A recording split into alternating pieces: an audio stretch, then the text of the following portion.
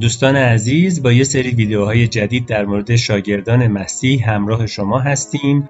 اگه این ویدیو رو پسندیدین اونو لایک کنین و به دوستانتون هم پیشنهاد بدین.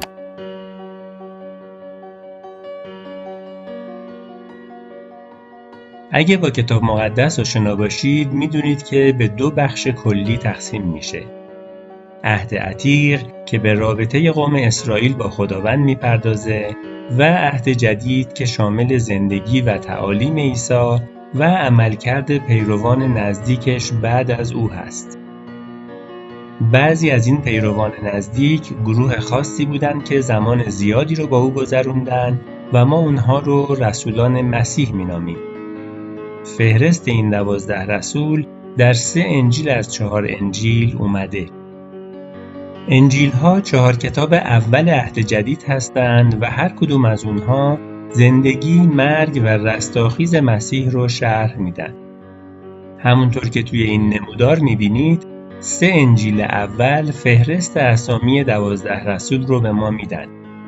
در انجیل متی فصل 10 آیات 2 تا 4 به اسامی شاگردان عیسی اشاره شده. این است نام‌های 12 رسول. نخست شمعون معروف به پتروس و برادرش آندریاس، یعقوب پسر زبدی و برادرش یوحنا، فیلیپوس و برتولما، توما و متی خراجگیر، یعقوب پسر حلفای و تدای، شمعون غیور و یهودای اسخریوطی که عیسی را تسلیم دشمن کرد. در انجیل مرقس فصل 3 آیات 16 تا 19 هم به اسامی این 12 نفر اشاره شده. انجیل لوقا فصل 6 آیات 14 تا 16 هم اونها رو رسولان مسیح معرفی کرده. و نهایتاً توی کتاب اعمال رسولان فصل 1 آیه 13 هم در شرح روز پنتیکاست به اسامی رسولان مسیح اشاره شده. انجیل یوحنا فهرستی از این 12 نفر ارائه نمی‌کنه، اما به رویدادهای اشاره کرده که این افراد در اون حضور دارند و در انجیل‌های دیگه به اون رویدادها اشاره نشده. ما می‌خوایم با کنار هم گذاشتن همه این اطلاعات ببینیم کتاب مقدس درباره شاگردان عیسی چه چیزهایی به ما گفته، اونا کی بودن و الگوی زندگی اونا چه پیغامی برای ما داره. پادشاهی خداوند از نظر اونا یه پادشاهی سیاسی بود و تقریباً همشون در فکر یه تغییر و تحول سیاسی بودن. یکیشون سابقاً یه متعصب فدایی بود، یه بنیادگرای افراطی و مصمم برای سرنگونی حکومت رومیان. یکی دیگه مأمور وصول مالیات و همدست رومیان و کم و بیش یه خائن به ملت یهود بود. حداقل 4 الی 7 نفر ماهیگیر بودند، دوستانی نزدیک و اهل کفرناهم که احتمالاً از سنین کودکی همدیگر رو میشناختند. بقیه هم شاید در یه حرفه‌ای مهارت داشتند یا به داد و ستد مشغول بودند. اما به ما گفته نشده که قبل از پیروی از مسیح چه کار میکردند. به جز یهودا اسخریوطی بقیه اونا اهل منطقه جلیل بودند، سرزمینی با ظرفیت‌های کشاورزی که در مسیر شاهراهای بازرگانی قرار داشت. بیشترین زمان خدمت مسیح در منطقه جلیل سپری شد. در کتاب مقدس در بیشتر موارد به این 12 نفر با عنوان شاگردان اشاره شده، به معنای دانش آموزان و کسانی که مشغول یادگیری هستند تا از هر جهت شبیه معلم خودشون بشن. در طول مدتی که اونا تحت هدایت و تعلیم مستقیم خداوند بودند، در چنین جایگاهی قرار داشتند. عیسی مسیح شاگردان زیادی داشت، ولی از بین اونا این 12 نفر به طور خاص برای رسالت انتخاب شدند، یعنی پیام‌آور و فرستاده. به اونا مقام بی همتای سفیران مسیح و صلاحیت سخن گفتن از جانب مسیح داده شد. لوقا بارها در انجیل خودش و در کتاب اعمال رسولان از واژه اپوستولوس و فقط برای اشاره به اون 12 نفر استفاده میکنه. متی، مرقس و یوحنا هم فقط یک بار از واژه رسولان در انجیل خودشون استفاده می‌کنند و در بقیه موارد عبارت 12 شاگرد و یا 12 نفر رو به کار میبرند. آخرین نفر گروه 4 نفره دوم هم اسم آشنایی داره: توما، کسی که مشهور و ملقب به تومای شکاک هست. اما شاید این مناسب ترین لقب برای اون نباشه. توما بهتر از اونی بود که توی صحبت‌ها بهش اشاره شده. شاید بهتر بود میگفتن شخصیت اون تا اندازه‌ای منفی و همیشه نگران و دلواپس بود. آدمی سردرگریبان که منتظر اتفاقهای بد بود. در انجیل یوحنا فصل 11 آیه 16 به اون با عنوان توما که به دوقلو ملقب بود اشاره شده. شاید اون خواهر یا برادر دوقلویی داشته که در کتاب مقدس به اون یکی دیگه اشاره‌ای نشده. درست مثل نتنائیل در هر کدوم از 3 انجیل متی، مرقس و لوقا فقط یه بار به اسم توما اشاره شده. اون هم در فهرست اسامی رسولان در کنار 11 نفر دیگه. در این 3 انجیل هیچ اشاره‌ای به زندگی اون نشده و هر چه دربارش میدونیم از انجیل یوحناست. از نوشته یوحنا چنین برمیاد که توما تمایل زیادی داشت که به نقاط تاریک زندگی نگاه کنه و به نظر میاد همیشه در انتظار وقوع مشکلات بود. اما با وجود داشتن روحیه شکاک، جوهر آمادگی برای پذیرش نجات در شخصیت اون دیده میشه که یوحنا بهش اشاره کرده.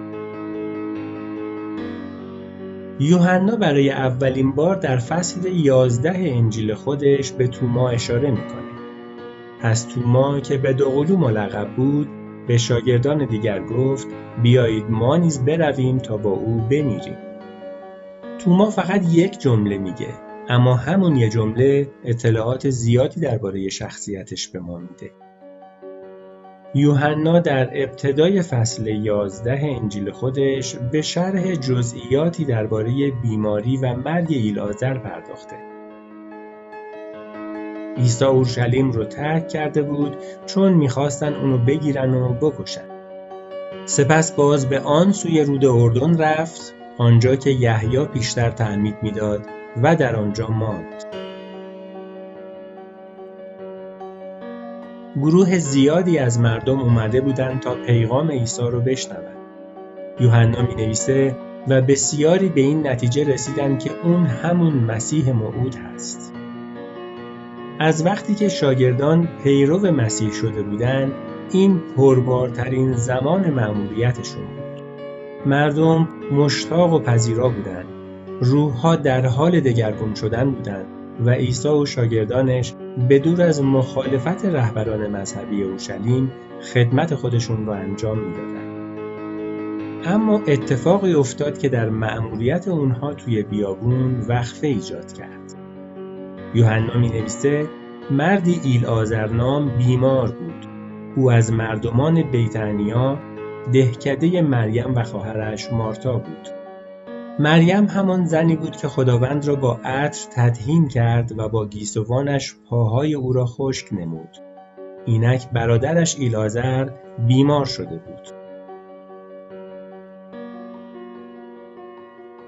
بیتانیا در نزدیکی اورشلیم بود و عیسی ارتباطی دوستانه و صمیمی با این خانواده برقرار کرد و محبت خاصی به اونها داشت. در طول سفرش یه بار نزد اونها موند و اونها هم نیازهای او و همراهانش رو تأمین کردند. حالا ایلعازر دوست محبوب او مریض شده بود. مریم و مارتا برای عیسی پیغام فرستادند که سرور ما، دوست عزیزت بیمار است. اونها میدونستند اگه عیسی برای دیدن ایلعازر بیاد میتونه اونو شفا بده. اما موقعیت بسیار بدی بود. اگه عیسی به اورشلیم نزدیک میشد مثل این بود که با پای خودش به سمت دشمنی که در کمینش نشسته میره. یوحنا مینویسه رهبران یهود به دنبال اون میگشتن تا دستگیرش کنن و تصمیم داشتن اونو بکشن. اونها قبلا یه بار این فرصت رو از دست داده بودن. اما اگه دوباره به بیت عنیا برمیگشت مسلماً دوباره خبردار میشدند و تلاش میکردند دستگیرش کنند. احتمالاً وقتی عیسی گفت این بیماری به مرگ ختم نمی شود بلکه برای تجلیل خداست تا پسر خدا به واسطه آن جلال یابد، شاگردان نفس راحتی کشیدند، چون فکر کردند دیگه قرار نیست به یهودیه برن. اما منظور او این بود که مرگ ایلعازر در نتیجه مریضیش نخواهد بود. عیسی میدونست، البته که میدونست ایلعازر میمیره. عیسی حتی زمان مرگ اونو هم میدونست. فرزند خدا با برخیزاندن ایلعازر از مرگ جلال خودش رو آشکار کرد. یوحنا مینویسه عیسی مارتا خواهرش و ایلعازر را دوست می‌داشت. پس چون شنید که ایلعازر بیمار است 2 روز دیگر در جایی که بود ماند. وقتی این جملات رو کنار هم میذاریم در نگاه اول امر نامانوسی به نظر میرسه. عیسی ایلعازر و خانواده اون رو دوست داشت ولی صبر کرد تا ایلعازر بمیره؟ یعنی اون عمدن تأخیر کرد تا ایلعازر بمیره؟ بله، اما این کار از روی محبت بود، چون وقتی ایلعازر از مرگ برخاست اونها برکتی بزرگتر از این که اون فقط از بیماریش شفا می‌یافت دریافت کردند. این معجزه در مقیاسی فراتر جلال عیسی را آشکار کرد و باعث تقویت ایمان اونها شد.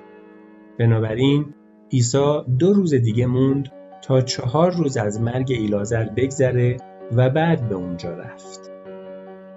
مارتا خواهر متوفا گفت سرورم اکنون دیگر بوی ناخوش می‌دهد زیرا 4 روز گذشته است.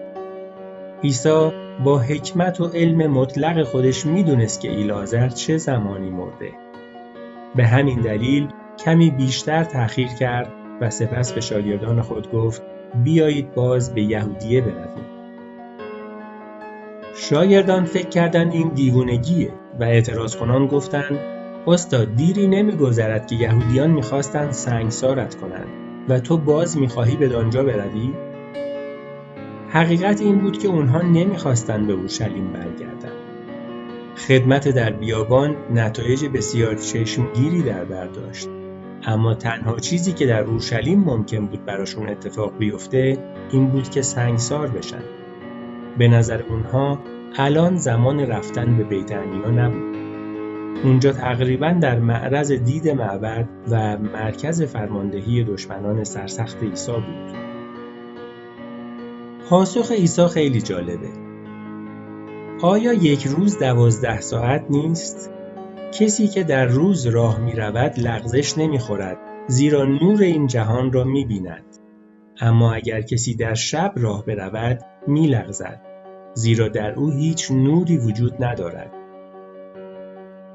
به بیان دیگه نیازی نبود که او مثل بزهکارا دزدانه این طرف و آن طرف پرسه بزنه.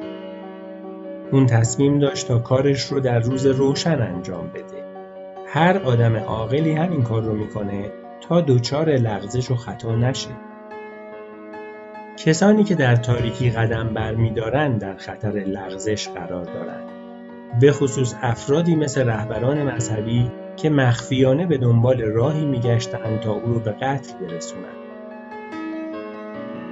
شاگردان واقعاً نمیخواستند به یهودیه برگردن و کشته بشن. اما عیسی به اونها اطمینان داد که چیزی وجود نداره که ازش بترسن و البته او میدونست که موقع مرگش در زمانبندی خداوند قرار داره، نه در اختیار دشمنانش. خداوند ما با گفتن این جمله هدفش رو به روشنی بیان کرد. دوست ما ایلعازر خوابیده است، اما من میروم تا او را بیدار کنم. شاگردان منظور او رو درک نکردند. پس گفتند ای خداوند اگر او خواب باشد حتما خوب خواهد شد. یا به بیان دیگه اگه اون فقط خوابیده چرا نذاریم استراحت کنه؟ هرچی باشه عیسی گفته بود بیماری اون باعث مرگش نخواهد شد. شاگردان نمیتونستن اهمیت شرایط رو درک کنن و فکر میکردن ایلعازر در حال بهبودیه. اما عیسی از مرگ او سخن میگفت. حالان که شاگردان گمان می‌کردند به خواب او اشاره می‌کند. آنگاه عیسی آشکارا به آنان گفت: ایلازر مرده است و به خاطر شما شادمانم که آنجا نبودم تا ایمان آورید. اما اکنون نزد او برویم. شاگردان تازه فهمیدند که عیسی تصمیمش رو گرفته و میخواد به یهودیه برگرده. هیچ تردیدی در این باره وجود نداشت. برای اونها این مسئله فاجعه بود. همگی ترسیده بودند.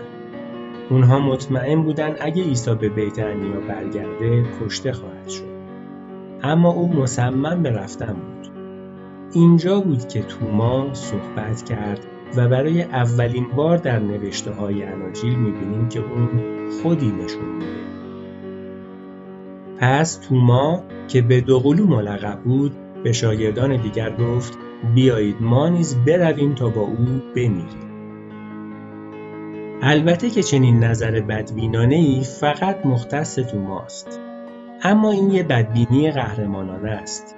اون هیچ چیز جز فاجعه در پیش رو نمیدید و اعتقاد داشت که عیسی مستقیما به سوی مرگ میره. اما اگه این چیزیه که خداوند تصمیم به انجامش گرفته، توما هم قاطعانه او رو همراهی میکنه. واقعاً که شهامت اون قابل تحسینه. خیلی ساده نیست که آدمی بدبین و منفیگرا با آگاهی کامل به سوی راهی رنجاور در زندگی حرکت کنه. در حالی که عکس این قضیه منطقی تر به نظر میاد. با خوشبینی میشه گفت: بیایید بریم، همه چیز رو به راه میشه. خداوند میدونه که چی کار میخواد بکنه. اون گفته فقط دچار لغزش و گمراهی نشید، همه چیز رو به راه میشه. اما نگاه بدبین میگه اون داره میره که بمیره. ما هم داریم باهاش میریم که بمیریم. توما با وجود بدبینیش این شهامت رو داشت که نظرش رو صادقانه بگه. برای یه آدم بدبین کار سختیه، چون همیشه در انتظار وقوع اتفاقات بده. اما برای یه آدم خوشبین خیلی آسون‌تره که صادقانه نظرش رو بیان کنه، چون همیشه در انتظار اتفاقات خوبه. اظهار نظر توما هرچند بدبینانه ولی نشون دهنده شهامت قهرمانانه اون بود. توما به مسیح وفادار بود و شاید از این نظر همسنگ یوحنا باشه. اگه بخوایم درباره کسی که عیسی رو دوست داشت و با اون صمیمی بود فکر کنیم، معمولاً یوحنا رو به یاد میاریم، چون اون همیشه نزدیک عیسی بود. اما از این نوشته چنین برمیاد که توما هم نمیخواست بدون عیسی زندگی کنه. اگه عیسی قصد داشت به سوی مرگ بره، توما هم آماده بود همراه اون بمیره. معنای صحبت توما اینه: کمربندتون رو محکم ببندین و بریم که بمیریم. بهتره با عیسی باشیم و بمیریم ولی اونو ترک نکنیم. در بین رسولان توما نمونه‌ای از شهامت بود. روشنه که همه اونها از این گفته پیروی کردن و گفتن باشه، بیایید بریم و بمیریم. چون همه اونها به بیت عنیا رفتن. توما وفاداری عمیقی نسبت به مسیح داشت، چون حتی با وجود بدبینی‌هاش باز هم با او مخالفت نکرد. اون اصلا فکر نمی‌کرد که پیروی از مسیح کار آسونیه. توما میتونست ببینه که رهبران یهود دروازه مرگ رو برای بلعیدن اون و دیگران باز کردن، اما با این وجود با شهامت از عیسی پیروی میکنه. اون مصمم بود تا در صورت لزوم با خداوندش بمیره ولی اونو رها نکنه. در انجیل یوحنا فصل 14 یه بار دیگه محبت عمیق توما نسبت به خداوند به تصویر کشیده شده. همونطور که در بررسی زندگی فیلیپ اشاره کردیم، عیسی داشت از رفتن قریب الوقوع خودش با اونها صحبت میکرد. در خانه پدر من منزل بسیار است، وگرنه به شما میگفتم میروم تا مکانی برای شما آماده کنم و جایی که من میروم راهش را میدانی. در آیه 5 توما به او گفت: ما حتی نمیدانیم به کجا میروی، پس چگونه میتوانیم راه را بدانیم؟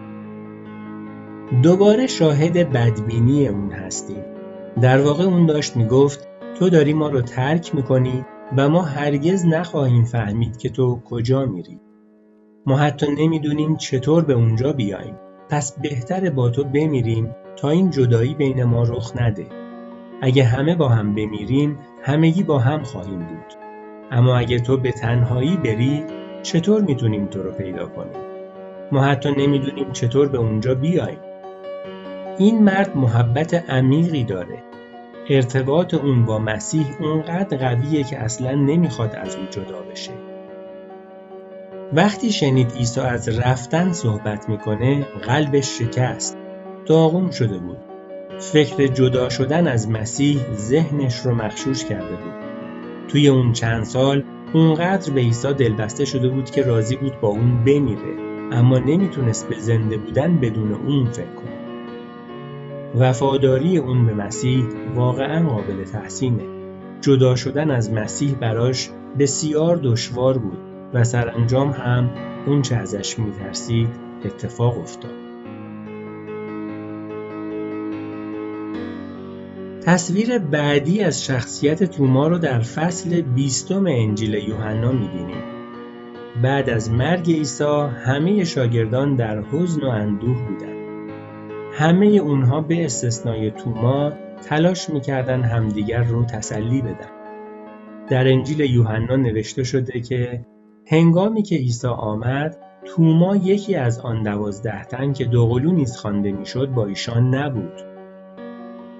خیلی بد شد که اون اونجا نبود، چون در حالی که اونها در اتاقی که خیلی شبیه اون بالاخانه در اورشلیم بود جمع شده و درها رو از پشت بسته بودن، عیسی به میونشون اومد و خودش رو به اونها نشون داد. یوحنا می نویسه شامگاه همان روز که نخستین روز هفته بود، آنگاه که شاگردان گرد هم بودند و درها از ترس یهودیان قفل بود، عیسی آمد و در میان ایشان ایستاد و گفت سلام بر شما. با اینکه درها و پنجره ها رو کاملا بسته بودند، یک دفعه عیسی رو دیدن که بینشون ایستاده. چون این را گفت، دستها و پهلوی خود را به آنان نشان داد. شاگردان با دیدن خداوند شادمان شدند. توما این فرصت رو از دست داد. چرا اونجا نبود؟ آدمی منفی، بدبین و غمگین مثل اون فرو پاشیده بود و احتمالاً یه گوشه‌ای غرق در بدبختی خودش بود. اون فقط وخامت اوضاع رو میدید و حالا اون ترس کشنده دوباره در او زنده شده بود. عیسی رفته بود و توما مطمئن بود که دیگه هرگز اونو نمیبینه. شاید داشت فکر میکرد که هرگز نمیتونه دوباره با عیسی باشه و مسلماً متاسف بود که چرا همراه عیسی نمرده.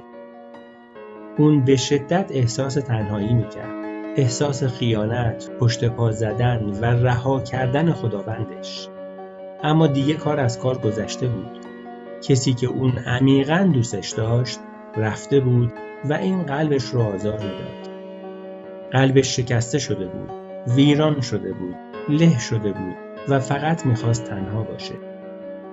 حوصله شوخی نداشت، دوست نداشت که توی جمع حضور پیدا کنه، حتی با دوستانش. اونها خیلی خوشحال بودن، از خود بیخود شده بودن و میخواستن هر چه زودتر به توما خبر بدن.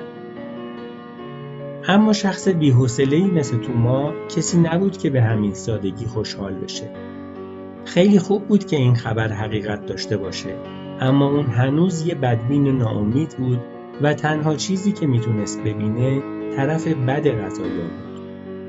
تا خود نشان میخ‌ها را در دستهایش نبینم و انگشت خود را بر جای میخ‌ها نگذارم و دست خیش را در سوراخ پهلویش ننهم، ایمان نخواهم آورد.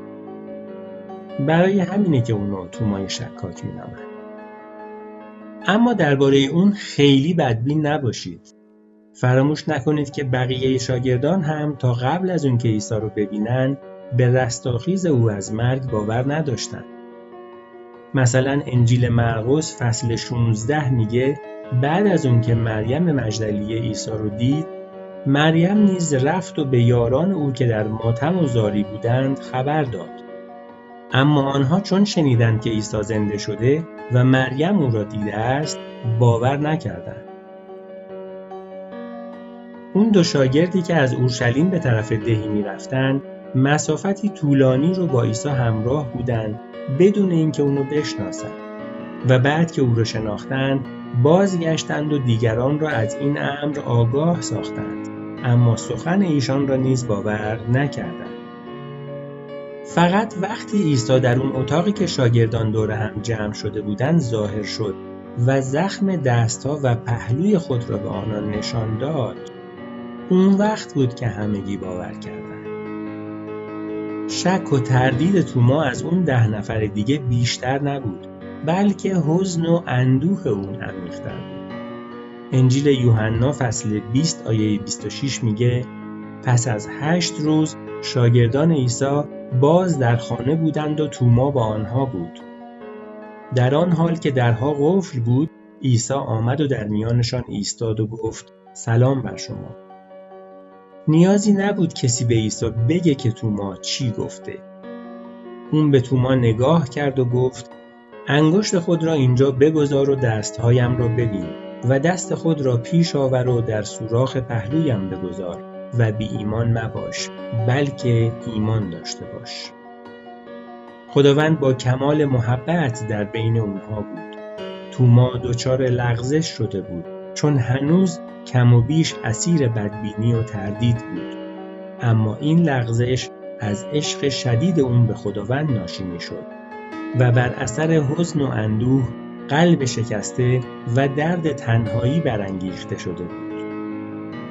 هیچ کس نمیتونست بفهمه که توما چقدر عیسی رو دوست داشت مگر خود عیسی.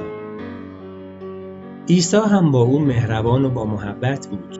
اون ضعف‌های ما رو میدونه. اون تردید ما رو میفهمه. با تردیدها و بی‌ثباتی‌های ما همدردی میکنه. در برابر بدبینی‌های ما شکیبا و صبوره. همزمان با شناخت نقطه ضعف‌ها باید ارزش وفاداری قهرمانانه توما نسبت به مسیح رو هم بفهمیم.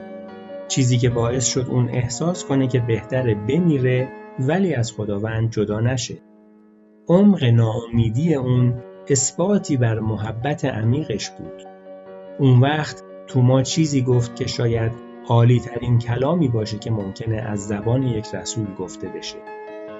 خداوند من و خدای من. اونهایی که در خداوندی مسیح تردید دارند باید از توما سرمشق بگیرند. با اومدن مسیح به یک باره حزن، اندوه، ناراحتی، منفیگرایی، بی‌حوصلگی و همه از بین رفت. از اون لحظه توما به یه مبشر بزرگ تبدیل شد و کمی بعد در روز پنتیکاست به همراه بقیه رسولان پر از روح القدس شد و برای انجام خدمت و مأموریتش قدرت گرفت. اون هم مثل بقیه دوستانش پیغام انجیل رو تا اقصی نقاط دنیا برد. روایتی قدیمی وجود داره مبنی بر این که توما پیغام انجیل رو تا دوردست‌های هندوستان هم برد. امروزه تپه‌های کوچیکی در نزدیکی فرودگاه چنای در شهر مدرس در هندوستان وجود داره که گفته میشه توما رو اونجا به خاک سپردن. همچنین کلیساهایی در جنوب هندوستان وجود دارند که خدمت اونها به دوران کلیسای اولیه میرسه و بر اساس روایت‌های متعدد این کلیساها تحت خدمت و مأموریت توما تأسیس شدند.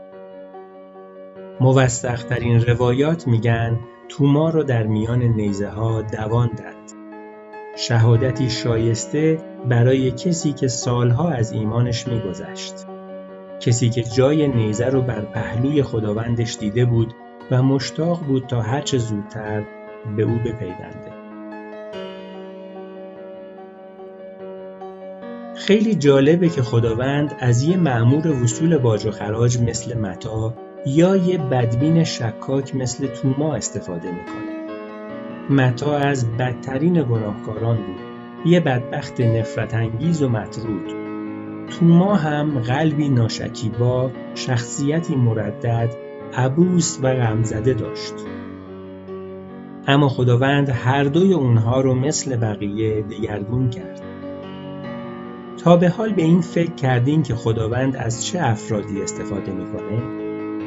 اون میتونه حتی از یه باجگیر نفرت انگیز و مطرود جامعه مثل متی استفاده کنه. مقام و منزلت و شغل و حرفه خانوادگی برای خداوند هیچ اهمیتی نداره. یه چیزی در همه شاگردان عیسی بجز یهودا اسخریوطی مشترک بود و اون اشتیاق اونها برای شناختن ماهیت گناهکار خودشون و چشم دوختن به مسیح برای دریافت فیض و بخشش او بود. مسیح با فیض و بخشش به پیشوازشون رفت و با دگرگون کردن اونها و تغییر روش زندگی اونها جلال و عظمت خودش رو آشکار کرد. عیسی مسیح این کار رو برای همه کسانی که بهش اعتماد میکنن انجام میده. عزیزان، هر بار که پیغامی از کتاب مقدس میشنوید یا قسمتی از اون رو میخونید، باید این 3 سوال رو از خودتون بپرسید و درباره‌اش فکر کنید. آیا حکم یا دستوری در این پیغام وجود داشت که باید ازش پیروی کنم؟ آیا الگویی در این پیغام وجود داشت که باید مطابق اون رفتار کنم؟ و آیا اصول و قواعدی در این پیغام گفته شده که باید مطابق اون زندگی کنم؟ شاید سوالی که بعد از دیدن این ویدیو باید از خودمون بپرسیم اینه که برای شاگردی مسیح از چه چیزهایی باید بگذرم؟ کدوم عادتها رو باید کنار بذارم؟ و کدوم رفتارهام رو باید تغییر بدم؟ فراموش نکنین شاگرد حقیقی مسیح کسیه که کتاب مقدس رو مطالعه میکنه تا بیشتر درباره عیسی مسیح یاد بگیره و مطابق الگوی اون زندگی کنه.